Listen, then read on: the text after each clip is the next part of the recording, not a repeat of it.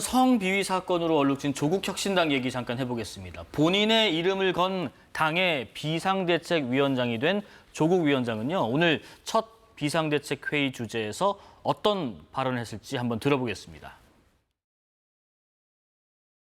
정치는 책임입니다. 제가 책임지고 피해자의 상처 치유, 온전한 보상, 재발 방지, 제도 개선을 하겠습니다. 실천으로 응답하겠습니다. 진심으로 진심을 얻겠습니다. 다시 한번 피해자분들께 깊이 사과드립니다. 당이 법률적 절차와 판단에 치중하여 마음을 잃지 못했다는 비판을 겸허히 받아들입니다. 저부터 통렬하게 반성하겠습니다.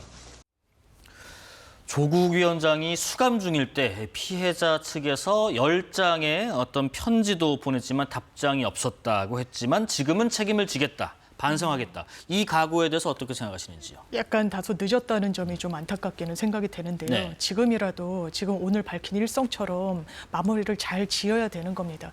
기본적으로 이제 민주당이 다소 이제 보수 이 정치로 거듭나겠다 이렇게 약속드렸을 때 본인들이 정치적 운동장을 넓게 쓰겠다 그랬어요. 진보의 깃발을 들고 더 왼쪽으로 확장해 나가겠다고 했습니다. 네. 이건 진보의 가치로 최소한 읽히지는 않는 거예요. 피해자 중심주의 등과 관련해서 본인이 유죄 확정 판결을 받아서 당적이 이제 없어지고 그리고 당무에 개입할 수 없었다는 것을 국민들이 있는 그대로 이해하지는 않으셨을 겁니다. 조국 혁신당이에요. 그리고 여러 현안과 당무에 대해서 침묵하지 않았었습니다. 국민들이 보시기에는 이 현안에 대해서, 이 성비위에 대해서, 성폭행 이 문제 제기에 대해서 눈을 감았다고 보여질 수 있는 부분이 있었던 거예요.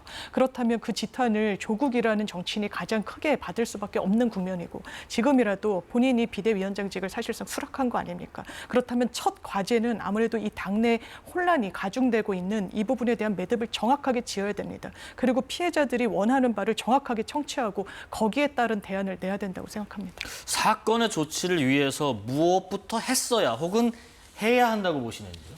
조국 대표가 비대위원장을 맡으면 안 됐죠. 저는 이분도 2차 가해자라고 생각을 합니다. 네. 강미정 대변인이 이야기를 한 것을 보면은 조국 대표도 인정을 하고 있는데 그 교도소에 이미 편지를 통해서 사실관계를 알렸어요. 근데 조국 대표는 뭐 그 당시에 당원이 아니었다 이런 변명을 하고 있습니다. 이것 자체도 받아들이기는 어렵습니다만 본인이 광복절 특사로 나왔잖아요. 그리고 SNS에 스스로 인정한 바를 봐도 8월 22일경에는 강미정 대변인의 변호인 측으로부터 연락이 왔다는 거예요. 그랬더니 본인은 본인의 공식 일정을 마무리를 한 다음에 만나기로 했는데 이게 좀 늦어져서 죄송합니다라고 조국 대표는 그렇게 이야기를 했습니다. 그것 자체가 본인이 이 사건에 대해서 본인의 일정보다 후순위라는 것을 인정했다는 거예요. 그리고 사건이 제대로 마무리되지 않았다는 것을 이미 출소한 다음에도 알고 있었다는 네네. 것입니다. 강미정 대변인 입장에서는 조국 대표가 출소를 하면 뭔가 달라지겠지라고 하고서 기다리고 있었는데 이분이 보여줬었던 침묵조차도 본인은 메시지로 받아들일 수밖에 없었다라고 이야기를 하고 있거든요. 그러면 조국 대표 역시도 가해자 입장에서 피해자에게 사죄하는 모습, 반성하는 모습을 보여야 되는데 이 사건을 해결하겠다라고 지금 갑작스럽게 나서는 거예요. 그리고 지금 피해자 측에서는 이번에 비대위 구성 자체도 뭐 여성을 더 많이 넣었다라고 이야기를 하고 있습니다만 이것도 기존의 지도부와 가까운 사람들로 구성되어 있다라고 문제 제기를 하고 있는 것이죠. 조국 대표가 저는 이분이 현실 정치에 맞는 사람인지 좀 의문점이 있습니다. 이분 예전에 서울대 교수하실 때 네네. 트위터를 통해서 이제는 오히려 조만대장경이라고 놀림을 받고 있는데 그때 글을 쓰시면서 굉장히 국민의 눈높이에 맞고 공정의 기준에 맞는 말씀들을 많이 하셨어요. 그래서 국민적인 인기가 있었는데 문재인 전 대통령이 민정수석으로 임명한 것을 넘어서서 법무부 장관을 하는 과정에 있어서 이분이 어떻게 보면 모르는 사람이었으면 또 모르겠습니다만 그동안 이야기해왔었던 것과 완전히 다른 삶을 살고 있었다는 것이 국민들께 드러났고 근데 그 이후에 보여줬던 파렴치한 모습들, 파렴치하다는 표현 써서 죄송합니다만 어쨌든 감정적으로 그렇게 생각을 할 수밖에 없는 부분들이 있습니다. 너무나 본인이 썼던 글들과는 다른 삶을 살아왔던 부분들이 있는데 출소한 이후에도 이러한 모습들을 계속 보이고 있다는 것이 너무 안타깝고 이런 사람들이 과연 정치하는 그런 자격이 있는 것인가 조국혁신당이 다시 한번 생각을 해야 되는 것이 아닌가 싶습니다. 저는 기본적으로 조국혁신당이 혁신을 위해서는 조국혁신당이라는 당명부터 바꿔야 되는 것이 아닌가 생각합니다. 예. 자, 그런데 한 가지만 더요. 성비위 사건 가해자 중에 한 명으로 지목돼서 제명 처분을 받은 김보협 전 수석 대변인이 본인의 SNS를 통해서 혐의에 대해서 강하게 부정했습니다. 사실과 다른 악의적인 내용이다. 법적 조치를 준비하겠다.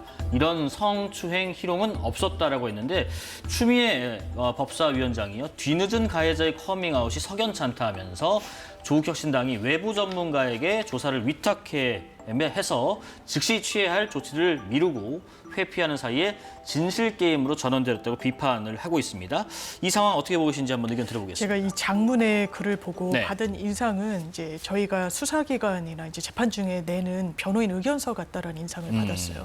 그러니까 그 당시에 내가 받고 있는 혐의는 이러저러한데 그건 이러저러해서 사실이 아니고 뭐 이렇게 구체적으로 썼는데 지금 이게 정치 영역에서 벌어지고 있습니다. 이 네. 시시비비는 법적으로 이미 이제 게시가 됐고 거기서 판단과 수사가 있을 거예요. 그렇다면 지금 이런 글을 낼 때 당장 나오는 반응은 진실 게임 양상으로 번지고 있다는 거 아니겠습니까? 그러면 이 부분이 과연 조국혁신당에 도움이 될 것인가라는 물음표가 일단 1차적으로는 생기고요. 네. 본인이 피해자고 혐의를 받는다면 본인 항변을 언론을 통해서나 본인의 개인 SNS를 통해서나 할 수 있습니다만 지금은 제명됐지만 어쨌든 정당인이셨던 분 아닙니까? 그렇다면 어떻게 선당 후사의 자세에는 어느 정도 좀 부합하지 않는 그런 글이 아니었나라고 개인적으로는 좀 안타깝게 생각했습니다. 네, 강 대변인님요. 이게 결국에는 이 김보협 전 대변인이 형사 고발은 당한 상황이거든요. 당내에서의 징계는 이미 받았습니다만 형사 처분이 받았을 때를 대비해서 이러한 이야기들을 하고 있는 것이 아닌가 싶습니다. 네네. 왜냐하면 당내에서 징계를 받을 때도 분명히 이러한 내용들에 대해서 소명은 했을 거고 이게 받아들여지지 않았기 때문에 제명 조치까지 갔을 것이라고 생각을 하거든요. 그런데 이 내용을 본인의 SNS에 주장하는 내용을 쓴 것은 최근에 또 이제 고발이 되었고 이 과정에 있어서 피해자가 증거를 확보하지 못하고 있을 가능성들이 있어요.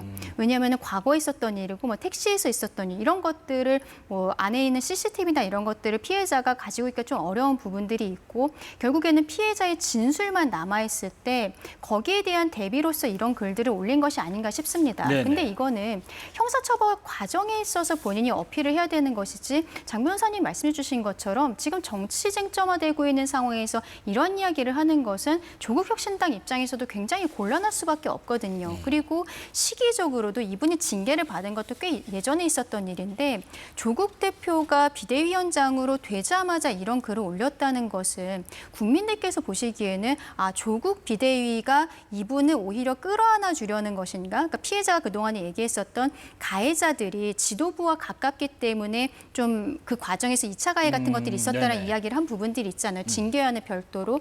그런 것들이 정말로 있었던 것은 아닌가라는 생각을 하실 수밖에 없는 거죠. 여러모로 굉장히 부적절한 행동들을 하고 있다라고 생각합니다.